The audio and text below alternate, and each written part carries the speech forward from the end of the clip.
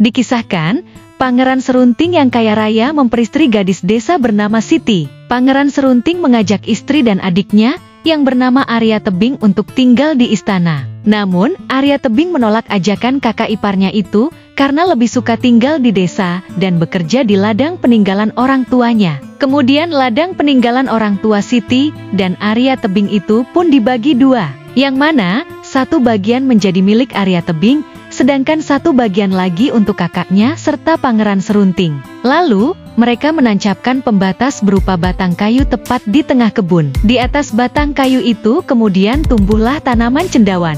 Cendawan yang tumbuh di sisi Arya Tebing adalah cendawan emas, sedangkan di sisi Pangeran Serunting hanyalah cendawan biasa. Pangeran Serunting merasa iri, lalu ia menantang Arya Tebing untuk bertarung. Pemenangnya berhak memiliki cendawan emas. Pangeran Serunting sangat kuat, Arya Tebing tidak mungkin bisa melawannya. Siti yang takut jika adiknya tewas saat bertarung nanti, maka ia memberitahukan kelemahan Pangeran Serunting pada adiknya. Dalam duel tersebut Pangeran Serunting dengan mudah mengalahkan Arya Tebing. Lalu di saat terakhir Arya Tebing melemparkan batang ilalang sesuai dengan petunjuk dari kakaknya.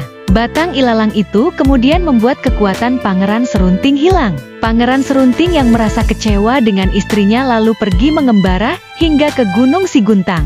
Di sana Pangeran Serunting bertemu dengan Sang Hyang Mahameru. Sang dewa berjanji akan memberikan kekuatan sakti jika Pangeran Serunting bersedia untuk bertapa selama 2 tahun. Pangeran Serunting menyanggupinya. Ia pun mulai bertapa. Lalu setelah 2 tahun bertapa, sang dewa datang untuk menepati janjinya. Mulai saat itu, apapun yang diucapkan oleh Pangeran Serunting akan menjadi nyata. Semisal Pangeran Serunting berkata pohon jadilah batu, maka seketika itu pohon itu berubah menjadi batu. Dikarenakan kesaktiannya itulah, ia kemudian Pangeran Serunting dijuluki si pahit lidah. Pangeran Serunting menggunakan kekuatannya untuk hal yang baik, di mana saat melewati gunung yang gersang, ia mengubahnya menjadi hutan belantara. Kemudian, ketika berjumpa pasangan tua yang tidak memiliki anak, ia merubah sehelai rambut sang ibu menjadi seorang bayi mungil. Seiring berlalunya waktu, rasa dendamnya pada Arya Tebing pun hilang. Hingga kemudian Pangeran Serunting pun memutuskan untuk pulang dan hidup bersama istrinya.